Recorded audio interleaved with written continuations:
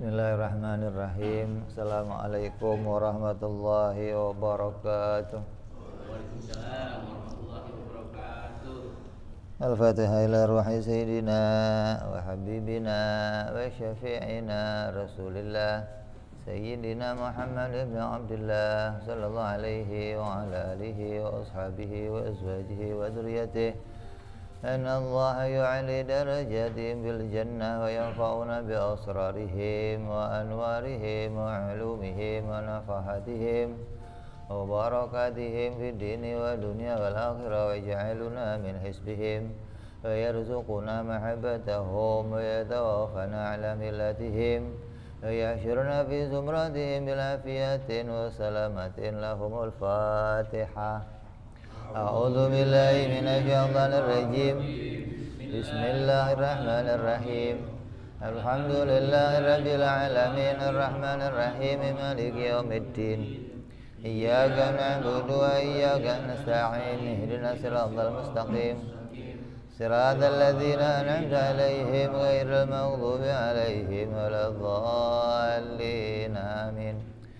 Bismillahirrahmanirrahim. Nawaitu ta'alluma wa ta'lima wa tadhakkura wa tadhkira wa nafa'a wal intifa'a wal ifadata wal istifadata wal hitha ala tamasuki fi kitabillahi wa sunnati rasulillah sallallahu alaihi wasallam wa du'a ilal huda wa dilalata alal khairi ibtigha'a mardatihi wa qurbihi wa thawabihi wa lutfi wal afiyah wa salahil akibah. Bismillahirrahmanirrahim. Alhamdulillahi rabbil alamin. Wassalatu wassalamu ala asyrafil anbiya'i wal mursalin Sayyidina wa habibina wa syafi'ina wa maulana Muhammadin wa ala alihi wa sahbihi ajma'in, amma ba'du.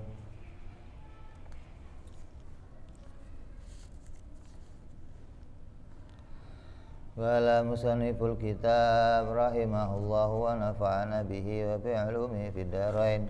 Allahumma aftah qulubana futuhal arifin wa bihikmatika wa ansur alaina birahmatika ya arhamar rahimin. Ila an qal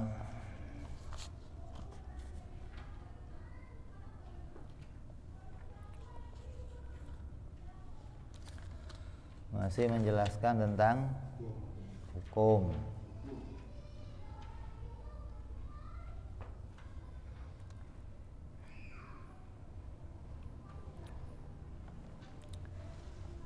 Ini sesuatu yang sangat penting untuk saat ini orang ngaji ilmu tauhid, karena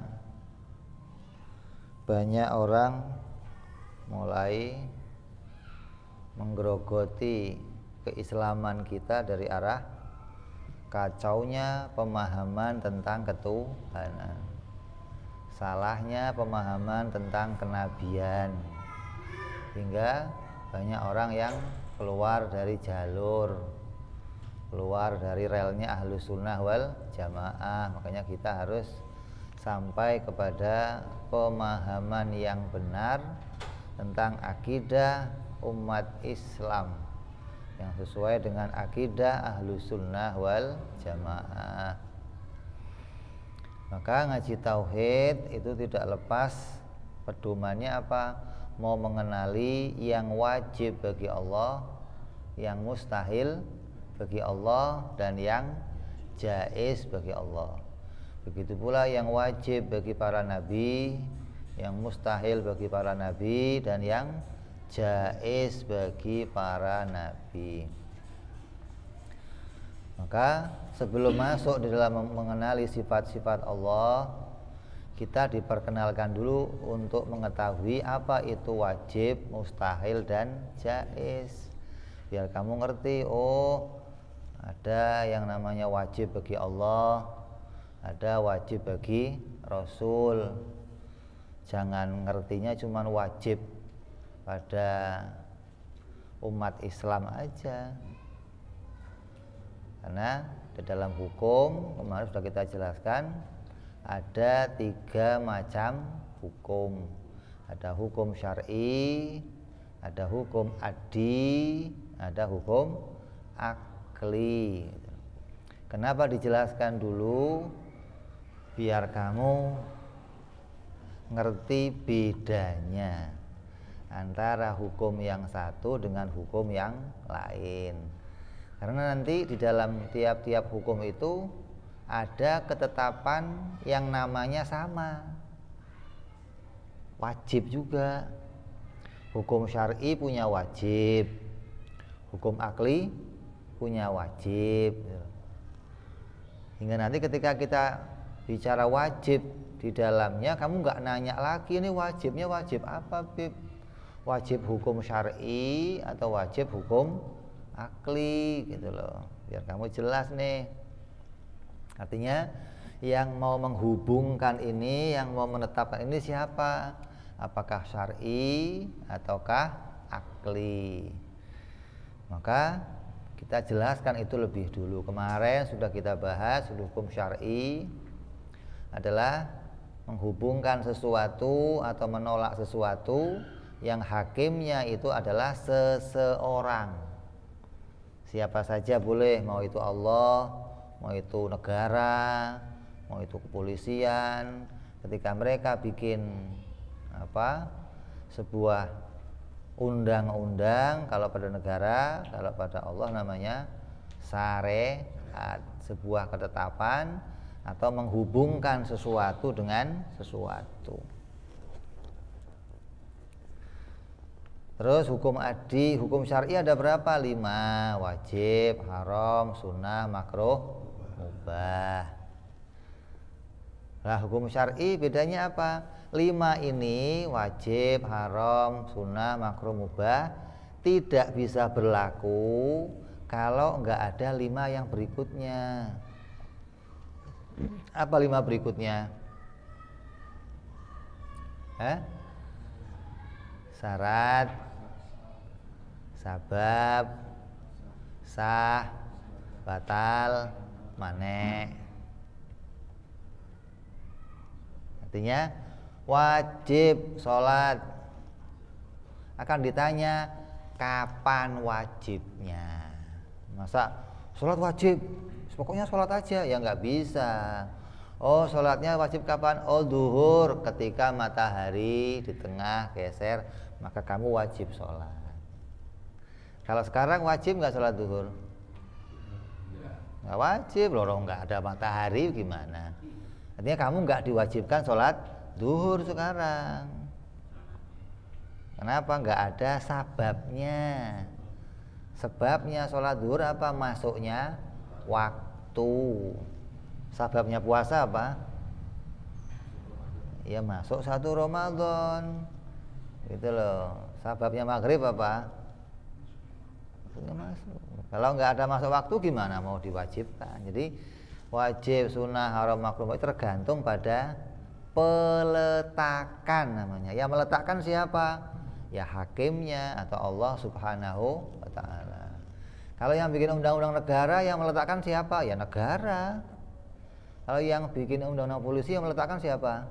Polisi. Lampu merah yang ngatur tempatnya siapa? Polisi.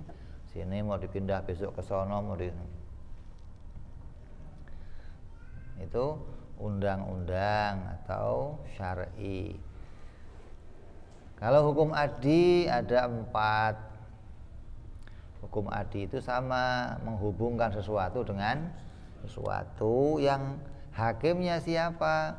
Hakimnya adalah kebiasaan alam semesta. Jadi Allah menciptakan kebiasaan pada alam semesta. Yang kebiasaan itu kita ketahui dari mana? Dari kejadian yang berulang-ulang. Sekali saya coba begitu, besok dicoba lagi begitu, coba lagi begitu, maka ketika berulang-ulang maka itu namanya hukum adi atau kebiasaan. Nah, banyak orang keliru,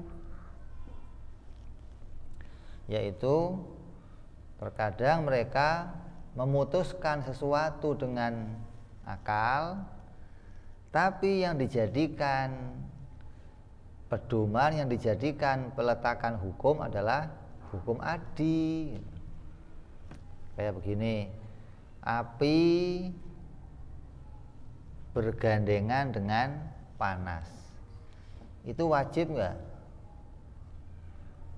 Wajib nggak api itu panas? Hah? Bukan wajib, tapi biasanya begitu. Jadi hukum adi itu jangan kamu ngomong wajib, tapi kebiasaan. Kalau api sama panas emang biasanya begitu, gitu loh. Kalau ada api nggak panas, luar biasa, gitu loh. Di luar kebiasaan. Biasanya api panas, ini kok tiba-tiba api nggak panas. Lah, banyak orang salah ketika ada api nggak panas diomong mustahil. Lah, ini yang salah, gitu loh. Kalau ada api nggak panas bukan mustahil tapi luar biasa. Karena api dan panas itu hukumnya menggunakan hukum adi, bukan hukum akli, gitu loh. Obat menyembuhkan, itu apa wajib enggak? Wajib enggak? Biasanya begitu, gitu loh. Makan kenyang, biasanya begitu. Pakai baju, pakai jaket anget, biasanya begitu. Ini ada orang udah pakai jaket, kasih selimut, tumpukin kasur, masih dingin juga, berarti apa itu? Meriang, luar biasa, gitu loh. Nah, udah pakai jaket, kasih selimut, tutupin kasur, masih menggigil aja. Oh, ini namanya luar biasa. Biasanya gimana? Kalau biasanya kalau pakai jaket ya anget badannya, gitu loh. Jadi jangan terus ketika ada kejadian yang luar biasa kamu ganti hukumnya jadi tandanya kamu nggak kenal hukum kalau begitu. Makanya banyak orang keliru tentang hukum karena nggak bisa menempatkannya. Maka kamu dijelaskan ini biar kamu nggak salah menempatkan, biar tahu oh hukum mustahil itu bukan punya hukum adi tapi punya hukum akli, gitu loh. Hukum adi hanya punya biasa dan luar biasa, gitu loh. Kalau hukum akli ada berapa nanti? Ada 3, yaitu wajib, mustahil, jaiz.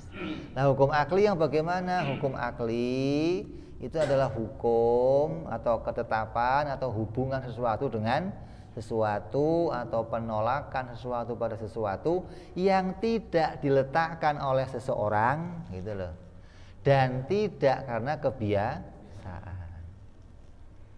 Jadi hukumnya terjadi itu bukan karena orang yang ngatur, oh ini yang ini wajib ya, yang ini yang mustahil, oh bukan. Kalau hukum syar'i kan diatur orang, sholat wajib ya yang ini ya, sholat yang ini sunnah, sholat yang ini makruh, sholat yang ini haram, itu yang ngatur syar'i, itu ada yang ngatur. Tapi kalau hukum akli wajib mustahil jaiz nggak bisa diatur orang. Oh ini yang ini wajib ya, yang ini mustahil, yang ini jaiz, nggak bisa diatur begitu. Karena hukumnya bukan berdasarkan pada aturan seseorang, juga bukan berdasar pada kejadian yang berulang-ulang. Kayak contoh, setiap benda itu ada tempatnya. Kamu mau mutusin benda itu ada tempatnya, ya nggak bisa diatur orang, bukan orang yang ngatur. Pokoknya benda itu ada tempatnya, ya nggak diatur orang. Memang kenyataannya setiap benda itu ada tempatnya. Jadi akal memutuskan hukum melihat kenyataan gitu loh. Apa yang nyata, apa yang dipandang oleh akal itu yang mau diputuskan. Menghubungkan keadaan alam semesta, menghubungkan keadaan diri kamu, keadaannya hukum pada Allah, pada Nabi, apa yang nyata itu yang mau diputuskan oleh akal gitu loh. Terus menetapkan benda itu menempat juga bukan berulang-ulang. Dicoba dilihat lagi, benda di sana menempat enggak? Di sana menempat enggak? Ya enggak usah. Gelas di Indonesia itu pasti menempat. Kalau gelas di Arab Saudi, ya enggak usah kamu tengok dulu ke sono. Kita lihat Saudi dulu yuk, gelasnya menempat apa enggak? Ya enggak perlu. Karena hukum akal itu berlakunya dengan apa? Apa yang tergambar di dalam akal pikiran. Ketika semua manusia punya akal pikiran, maka akal pikirannya akan kerjanya sama. Satu-satunya alat yang paling lurus di antara semua alat kita, alat untuk menemukan, itu hanya akal. Lurus. Kalau alat lainnya kadang bengkok, artinya kadang salah membuat keputusan. Kayak contoh mata. Ini kalau saya cabut lurus, kalau saya masukin bengkok. Yang salah mata kamu atau sedotannya? Ini lurus nggak? Masuk? Yang salah apa ini? Berarti mata kadang nggak beres gitu loh. Padahal mata kamu kan sehat, tapi kok bengkok ini? Ini tarik lurus, masuk bengkok. Oh itu ada pembiasan, ada ini. Ya berarti mata itu nggak bisa diambil keputusan langsung apa yang dilihat gitu loh. Nggak bisa ketika kelihatan, wah bengkok sedotannya, nggak bisa. Berarti mata itu tidak bisa langsung mengambil keputusan. Begitu pula telinga, begitu pula lidah, nggak bisa langsung mengambil keputusan gitu loh. Yang bisa langsung mengambil keputusan itu hanya akal. Sekali akal melihat, akal bisa memutuskan sesuatu itu. Dan keputusannya terjadi untuk selamanya dan berlaku seluruhnya. Sama begitu keputusannya. Benda bertempat. Setiap benda ada tempatnya. Ini berlaku untuk benda di mana saja, mau bendanya di langit, mau bendanya di bumi, mau di surga, mau di neraka, mau benda di mana aja, setiap benda pasti ada tempatnya. Itu hukum akal adalah tetapan yang diambil, bukan diatur oleh seseorang, juga bukan diambil dari kebiasaan, tapi ketetapan yang berlaku sesuai apa yang nyata disaksikan oleh akal. Terus apa yang diputuskan oleh akal? Yang pertama yang diputuskan oleh akal namanya wajib. Apa itu wajib?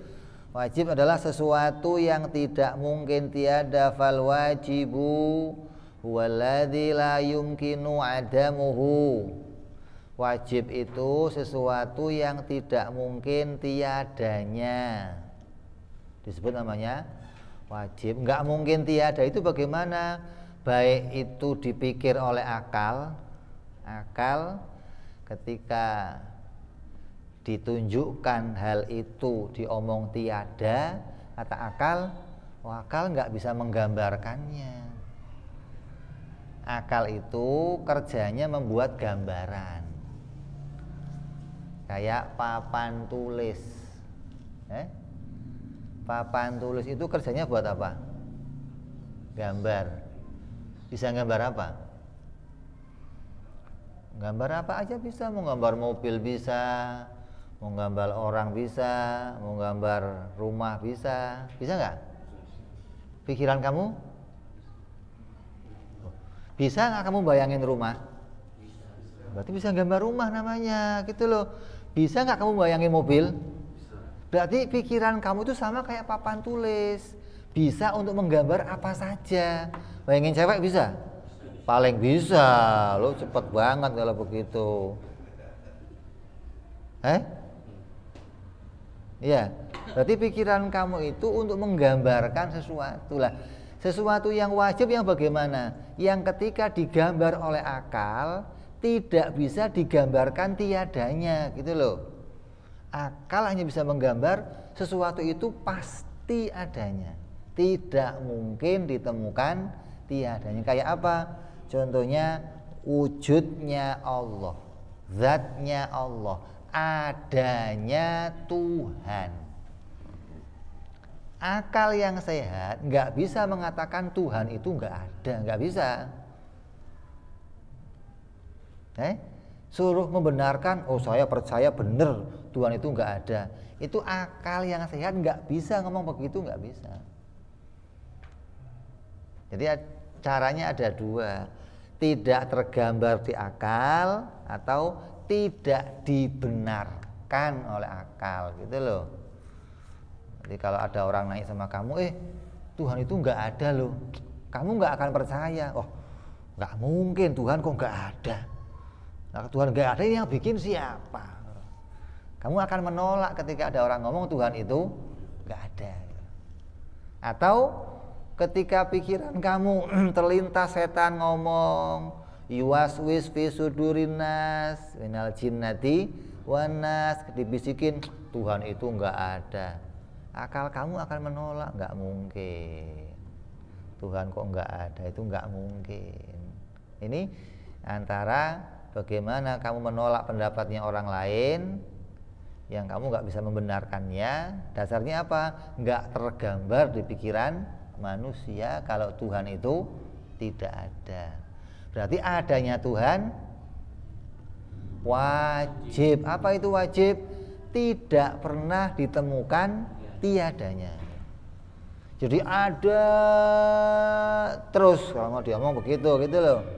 Nggak pernah ditemukan tiadanya. Jadi sesuatu yang disebut wajib, sesuatu yang nggak pernah ditemukan tiadanya. Nah kalau wajib menurut syariat kan beda. Wajib syariat apa? Sesuatu kalau dikerjain dapat pahala, kalau ditinggalin dosa. Kan beda jauh wajibnya kan. Makanya kamu harus ngerti perbedaan dua hukum tadi. Jangan sampai nanti ketika kita ngomong Allah wajib ada, Allah wajib kidam, Allah wajib bakok, kamu nanya wajibnya wajib apa, Bib? Wah, ribet ini namanya. Atau pengertian wajibnya apa di situ, Bib? Maka sebelum masuk sifat-sifat itu dijelaskan dulu, nanti akan bahas wajib. Yang makna wajibnya sesuatu yang tidak mungkin tiada, gitu loh. Kayak zatnya Allah wajib adanya, maknanya apa? Zatnya Allah tidak mungkin tiada. Atau contoh lainnya menempat pada jirim wa tahayyuzi lil jirmi. Tahayyuz atau menempat pada sebuah benda, tiap-tiap benda itu pasti ada tempatnya atau ada ukurannya, ada kapasitasnya, ada volumenya. Mau ada yang kecil, ada yang setitik, ada yang gede. Di antara benda yang paling gede apa? Arsy. Apa itu arsy? Singgasana Allah. Itu benda yang paling gede. Yang paling kecil? Teri. Atom kok teri loh. Corona gitu ya. Yang paling kecil apa? Ada atom, ada ion. Kalau dalam tauhid namanya jauhar. Jauhar itu sesuatu yang sudah tidak bisa dibagi lagi. Jadi kalau ada benda nih bisa dibagi, bagi lagi, sampai nggak bisa dibagi paling kecil, itu namanya jauhar. Kalau ada 2 jauhar berarti tersusun dia, 3 jauhar tersusun. Nah kalau kita tersusun dari banyak aja. Kita kan ada sel-sel yang banyak ribuan tersusun pada diri kita. Jadi kalau mau lihat asalnya apa? Asalnya kita itu johar yang kecil, tapi disusun oleh Allah menjadi sesuatu yang besar.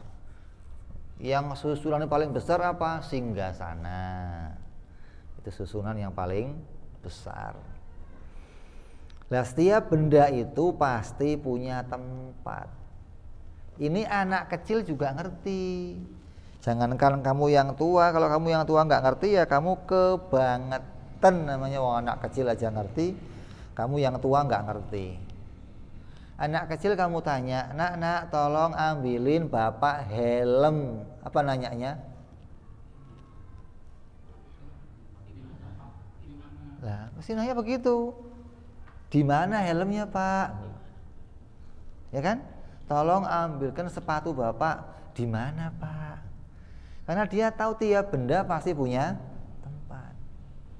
Lah, kadang ada yang kebablasan. Tempat itu yang sesuatu yang wajib pada benda. Tiba-tiba Tuhan juga ditanya, kalau Allah di mana tempatnya? Lah ini kan kebablasan namanya. Berarti kamu nggak ngerti tempat itu wajibnya untuk siapa, gitu loh. Yang wajib bagi Allah mana? Yang wajib bagi makhluk mana? Kamu nggak ngerti. Gara-gara nggak ngaji, akhirnya Allah juga ditanya, Allah tempatnya di mana? Gimana sih? Wong tempat itu sesuatu yang wajib pada benda, pada jirim, bukan bagi Allah. Nah, yang wajib bagi Allah apa?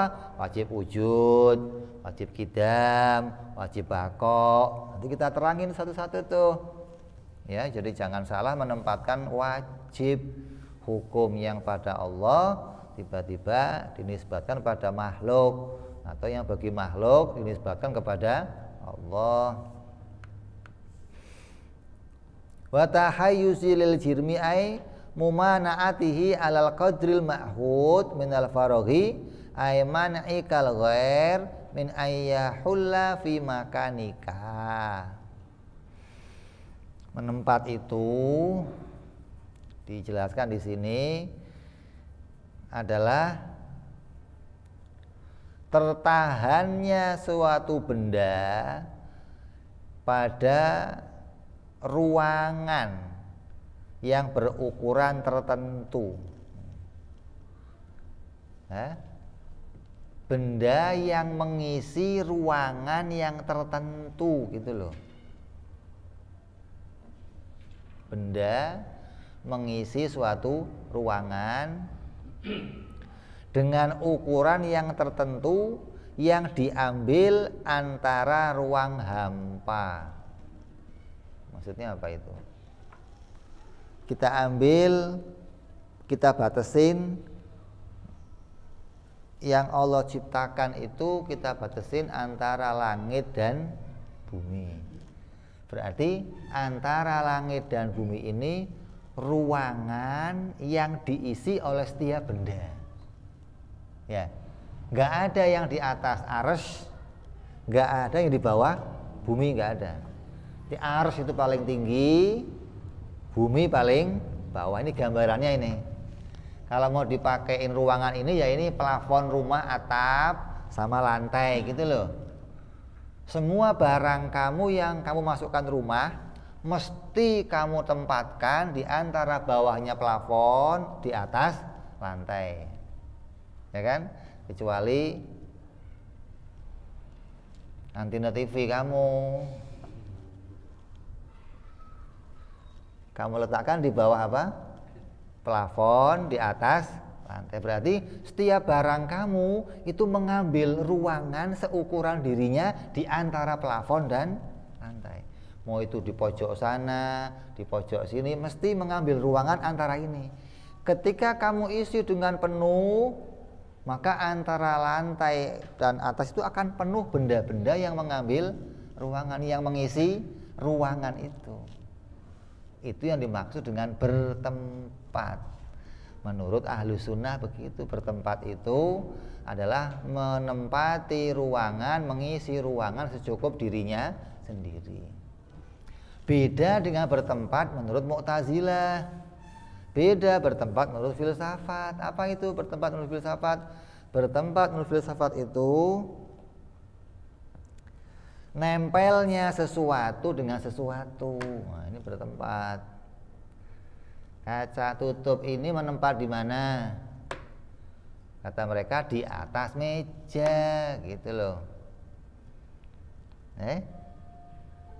Ya, kan pahamnya kamu begitu. Meja ini menempat di mana? Oh, di atas lantai. Pahamnya orang begitu. Maka itu pengertian menempat yang salah.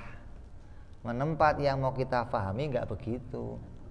Kalau menempat diartikan begitu, nanti kita nanya, kalau meja ini di atas lantai, terus pertanyaannya lantai di mana menempatnya?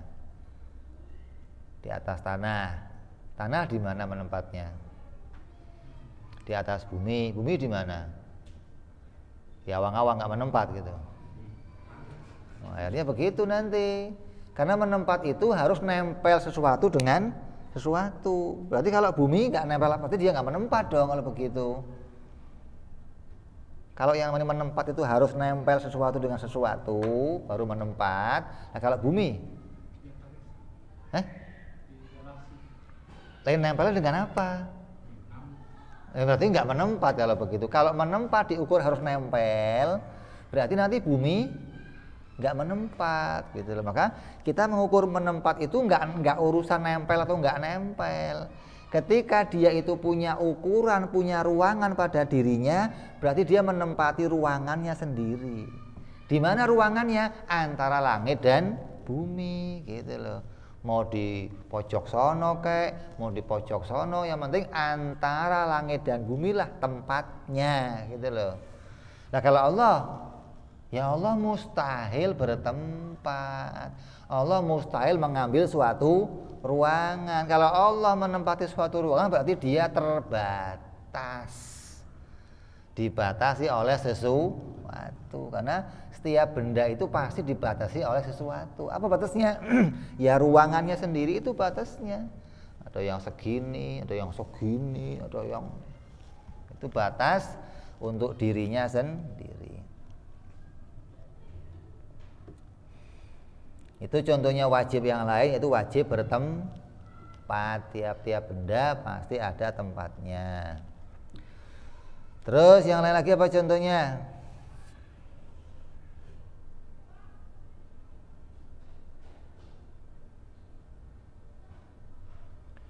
Wa kasifatil jirmi bi ahadil harokati wasukun. Dan juga seperti menempatnya jirim, dan juga seperti sifatnya jirim yang memiliki salah satu antara gerak dan diam. Benda itu pasti kalau enggak gerak, diam. Pernah kamu lihat benda gerak sama diam bareng gitu? Bukan, ini kan diem Beb, ini gerak, itu kan diam sama gerak bareng. Bukan, itu dua tangan namanya. Coba tangan kamu satu, bisa Beb, ini diem nih gerak-gerak Beb, bisa tuh Beb. Plok. Satu benda tidak mungkin bisa menerima dua sifat yang berlawanan gitu loh. Gerak sama diam sifat yang berlawanan, nggak mungkin kumpul pada satu benda. Yang ada pasti salah satunya gerak atau diam. Dan itu pasti. Kenapa yang diambil gerak diam? Nggak sifat yang lain. Kalau sifat yang lain bisa saja nggak ada. Contohnya apa? Warna. Apakah setiap benda punya warna?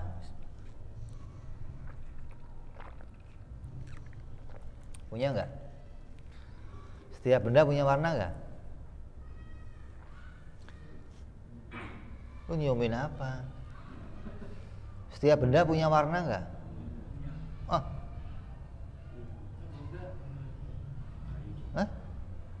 Setiap benda punya warna nggak? Punya. Ruh warnanya apa? Angin warnanya apa? Kentut kamu warnanya apa? Ada warnanya?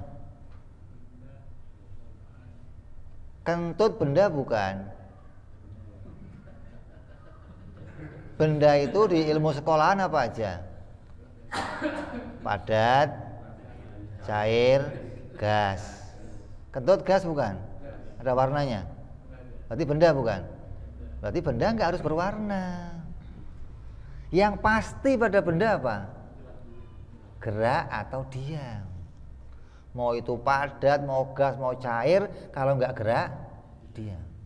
Itu loh. Maka diambillah sifat itu menjadi sifat yang wajib karena dia ada menyeluruh pada setiap benda. Nah kalau Allah gerak apa diam? Allah kan bukan benda. Kalau Allah bukan benda ya nggak gerak, nggak diam, gitu loh. Yang gerak diam siapa? Benda. Bisa pindah ke sono, pindah kemari lah. Kalau Allah bukan benda, makanya yang bayangin Tuhan di atas duduk diem aja lo kira Buddha. Oh, kalau enggak Allah jalan keluyuran, repot nyembahnya dong. Mau nyembah keluyuran orangnya gimana sih? Mau disembah keluyuran gimana? Mau nyembah gimana keluyuran? Jadi Allah yang enggak gerak, enggak diam. Kenapa? Dia bukan benda. Gitu dong.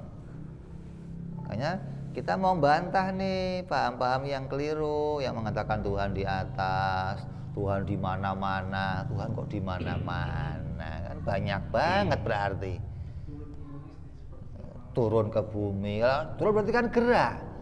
Dari atas gerak ke, mungkin begitu? Ya nggak mungkin, gimana sih? Ya, jadi itu perkara-perkara yang wajib. Akal nggak menemukan tiadanya, gitu loh. Nggak ditemukan sama sekali oleh akalnya siapapun ada benda nggak gerak, nggak diam, nggak ada. Pasti akal menemukan benda itu punya salah satu dari dua sifat. Kalau nggak gerak, diam. Itu namanya wajib. Tidak mungkin tiada pada sesuatu. Contoh lainnya apalagi wajib? Apalagi? Harus bisa kalau kamu menjangkau yang lain. Wajib ada waktunya. Wajib ada arahnya. Wajib yang lain lagi pada Nabi apa? Wajib benar. Itu kan wajib juga. Nabi wajib benar. Enggak ditemukan Nabi itu bohong, kedzib, begitu dong. Itu contoh-contoh yang namanya wajib. Terus wal mustahil. Apa yang mustahil? Mustahil itu huwaladzi la yumkinu wujuduhu. Mustahil itu sesuatu yang enggak mungkin wujud, enggak mungkin ada. Itu namanya mustahil.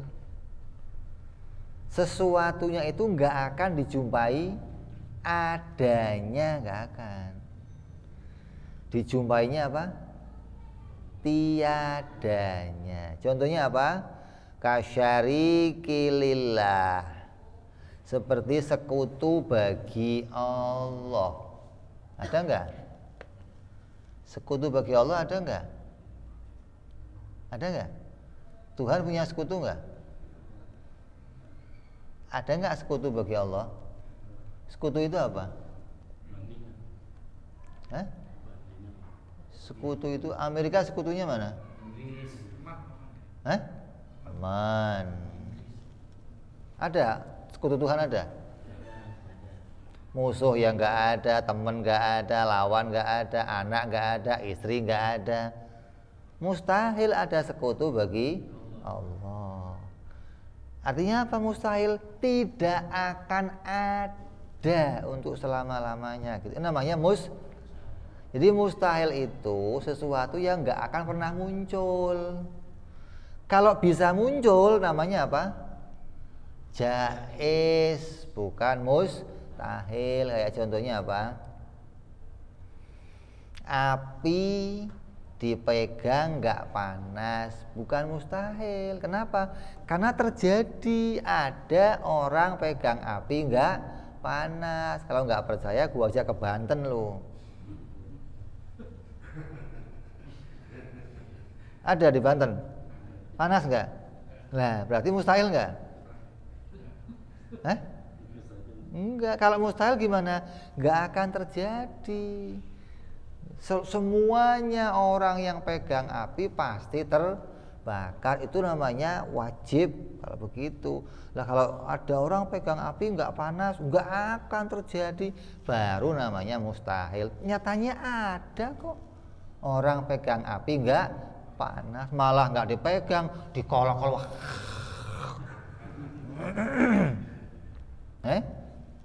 Berarti itu bukan mustahil gitu loh. Jadi kamu harus tahu nih, yang namanya mustahil itu nggak pernah terjadi, nggak akan terjadi. Itu namanya mustahil. Contoh lainnya apa mustahil? Wa khuluwil jirmi anil harokati wasukuni ma'an. Kosongnya benda, kosongnya jirim dari gerak dan diam secara bersamaan. Ada jirim nggak gerak nggak diam bareng, gerak nggak, diam juga nggak, tapi bendanya ada, ya nggak mungkin. Kalau bendanya ada pasti punya salah satu. Kalau nggak gerak diam, oh, ada bendanya tapi nggak gerak, ya nggak mungkin. Namanya apa? Mustahil. Kok begitu? Contoh film kartun SpongeBob, pernah lihat kamu? Kamu pernah lihat juga? SpongeBob. Siapa sutradaranya? Sutradara SpongeBob siapa? Lu nggak pernah tahu, nggak pernah mikirin ini mau produksinya siapa, yang penting gua nonton lah. Lu kan nggak ngerti yang produksi siapa, mau baik mau enggak lu nggak ngerti. Yang produksi Steven Spielberg.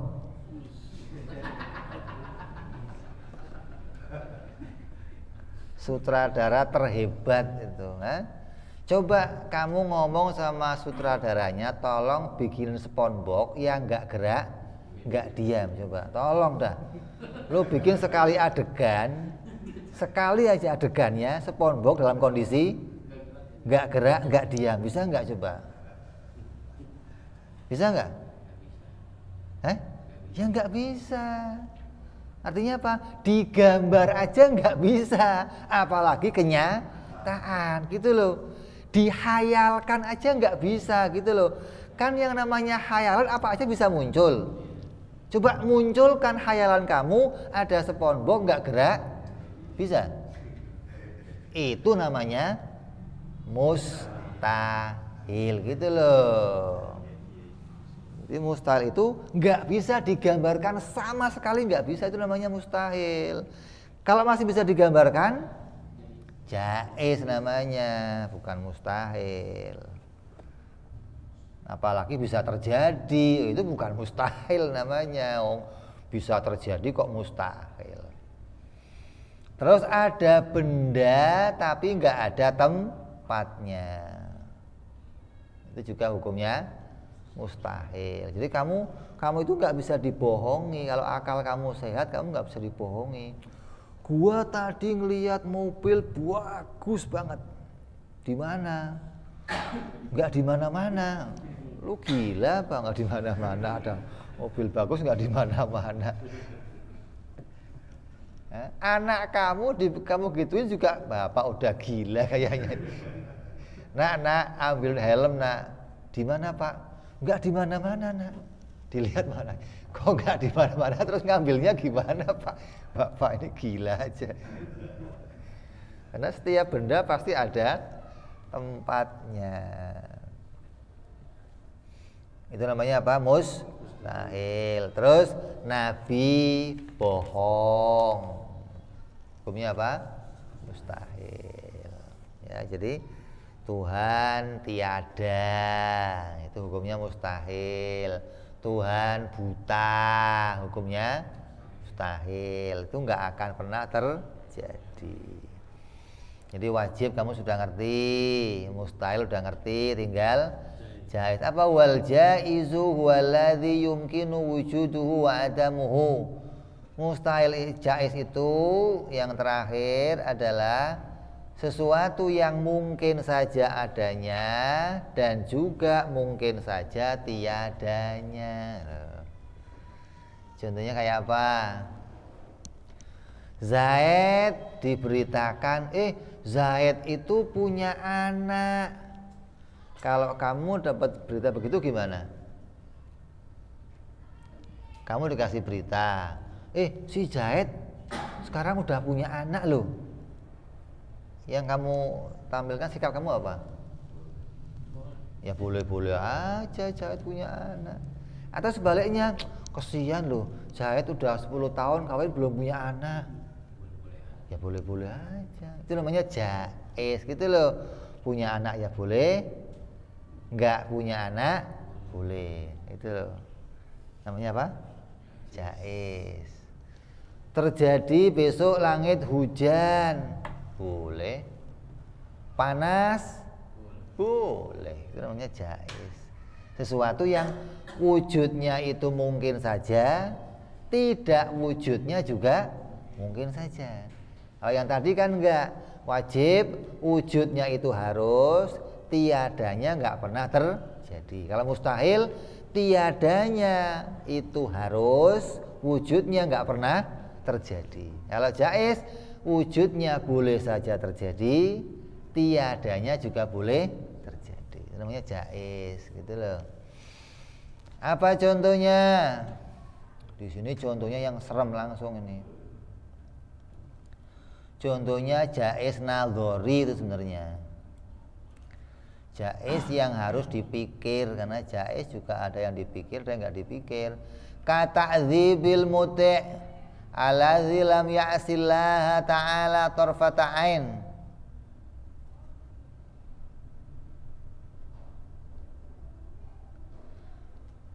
Seperti perkara jaiz apa? Disiksanya seseorang yang taat, nggak pernah maksiat sama sekali, disiksa oleh Allah, dimasukkan ke dalam neraka, boleh nggak? Jaiz. Contohnya apa? Contohnya kamu punya anak. Ada anak kamu yang baik, ada anak kamu yang badung. Anak kamu yang badung, ya boleh kamu cubit. Anak kamu yang enggak badung juga bisa saja kamu cubit. Padahal enggak pernah badung, nurut, disuruh apa nurut, di ini nurut. Bisa nggak dicubit? Bisa, gitu loh. Artinya Allah bisa saja memasukkan hamba yang taat ke neraka. Allah bisa juga masukin hamba yang maksiat ke dalam surga. Gitu loh. Kalau ditanya, kenapa kok hamba yang taat itu bisa dimasukkan neraka? Kenapa? Biar kamu jangan salah paham nih. Jangan kayak orang Mu'tazilah nanti yang mengatakan nggak mungkin dong orang yang taat kok masuk neraka. Orang yang taat itu ya pasti masuk surga, nggak mungkin dimasukin neraka. Alasannya yang namanya iman, yang namanya ibadah itu adalah makhluk. Dia makhluk, ibadah itu makhluk, amal kamu makhluk, iman kamu makhluk, taat kamu makhluk. Makhluk nggak bisa ngapa-ngapain. Taat kamu nggak bisa masukin kamu ke surga. Iman kamu nggak bisa masukin kamu ke surga. Ibadah kamu nggak bisa masukin kamu ke surga. Yang bisa masukin kamu ke surga siapa? Allah yang punya surga, gitu dong. Tandanya orang yang taat bisa dimasukin kemana saja, karena taatnya itu nggak bisa bawa dia ke suatu tempat. Taat itu diletakkan Allah pada diri kamu. Lah diri kamunya mau ditaruh di mana? Ya terserah Allah, mau ditaruh di neraka ya boleh, surga ya boleh, Allah yang menempatkannya, gitu loh maksudnya. Itu namanya apa? Jaiz. Jadi ketika kamu kok tahu ini, maka taat yang ada pada kita, terus fungsinya apa? Kalau taat itu bisa dimasukin neraka, maksudnya Allah mampu memasukkan orang yang taat ke dalam neraka. Bukan orang yang taat itu akan dimasukkan ke neraka, bukan. Orang yang taat bisa saja dimasukkan ke dalam neraka. Nanti ada nggak buktinya? Ada. Orang-orang yang salah paham, nggak ngaji tauhid, banyak yang taat nanti neraka. Gimana? Ketika dia akan dimasukkan surga, Allah nanya, "Hei hambaku, gimana? Kamu akan saya masukkan ke surga, kamu senang?" "Iya ya Allah." "Tahu nggak kamu sebabnya saya masukkan ke surga?"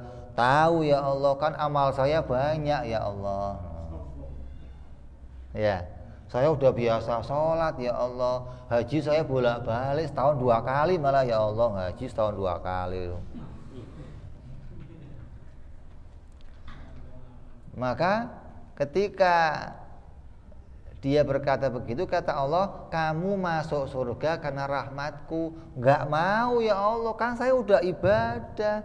Masa masuk surga karena kemurahannya Allah? Saya kan capek ibadah ya Allah.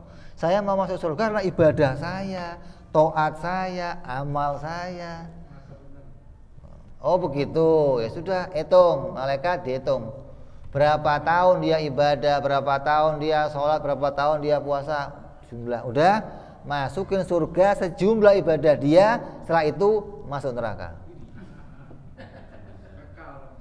Lah ya dong, protes, "Ya Allah, katanya surga selama-lamanya." "Yang selama-lamanya itu rahmatku, yang selama-lamanya itu anugerahku. Kalau aku menganugerahkannya, maka kamu selamanya di sana. Kalau enggak, ya enggak ada selamanya, enggak ada." Itu namanya perkara jaiz, gitu loh. Jadi amal itu enggak bisa masukin kita ke surga. Maka ketika kamu punya amal, tetap berharap mudah-mudahan amal ini menjadi alamat saya dijadikan baik oleh Allah untuk masuk ke dalam surga, gitu loh. Amalnya jadi alamat untuk bisa masuk surga. Terus apalagi yang jaiz, seperti boleh saja benda itu gerak, boleh juga benda itu diam. Gerak terus ya nggak wajib, diam terus ya nggak wajib. Gerak ya boleh, diam juga boleh. Itu contoh di antara perkara jaiz. Nah, jaiz bagi Allah apa diantaranya? Jaiz bagi Allah, boleh saja Allah menciptakan langit, boleh Allah menciptakan bumi, boleh Allah menciptakan makhluk, malaikat, boleh. Jaiz bagi Nabi apa? Bersifat manusia yang sempurna, yang nggak punya kecacatan, nggak punya kekurangan. Ini perkara-perkara jaiz. Terus setelah kamu jelas 3 hukum ini, maka 3 hukum inilah yang nanti akan kita bicarakan, baik itu menjadi haknya Allah ataupun menjadi haknya para rasul alaihimus salatu wassalam.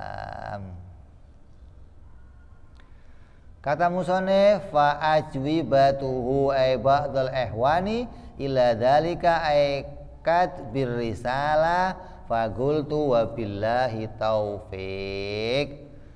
Maka saya memenuhi permintaan mereka untuk menuliskan sebuah kitab yang isinya tentang wajib, mustahil, jaiz, yang berkaitan tentang Allah dan para Rasul, maka aku menerimanya untuk melakukan hal itu. Maka saya berkata, hanya dengan pertolongan Allah, dan saya mohon taufiknya Allah.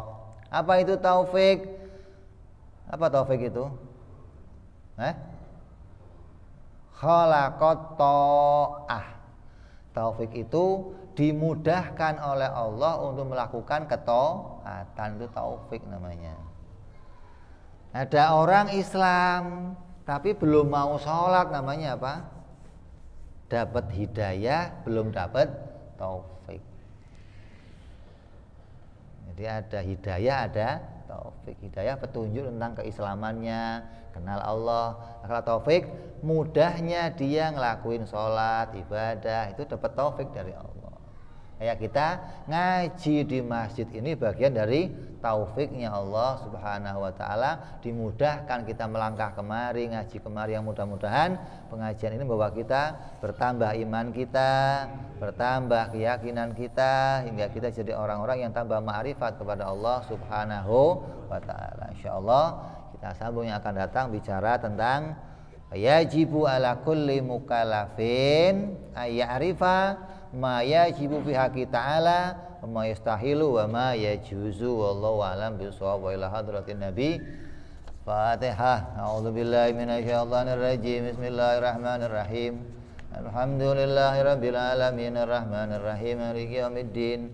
Iyyaka na'budu wa iyyaka nasta'in. Ihdinas siratal mustaqim. Siratal ladzina an'amta 'alaihim ghairil maghdubi 'alaihim waladdallin. Amin. Ya Rabbana i'tarafna wa anana asrafna la ladha ashrafna fatub taghsil kulli hawbah wasolana aurati amin rawati waghfir walidina rabbi wa mauludina wal ali wal ihwani wa sairil hillani kulli di mahabbah au jiratin au suhbah muslimina ajma amina rabbi isma fadlan la biktisabi minna bil mustafa rasuli Salla wa sallam Rabbi alaihi adal habbi wa alihi wa sahbihi idada tansi suhbi walhamdulil ilahi wa danahi subhana rabbika rabbil izzati amma yasifun salamun alal mursalin walhamdulillahi rabbil alamin. Assalamualaikum warahmatullahi wabarakatuh.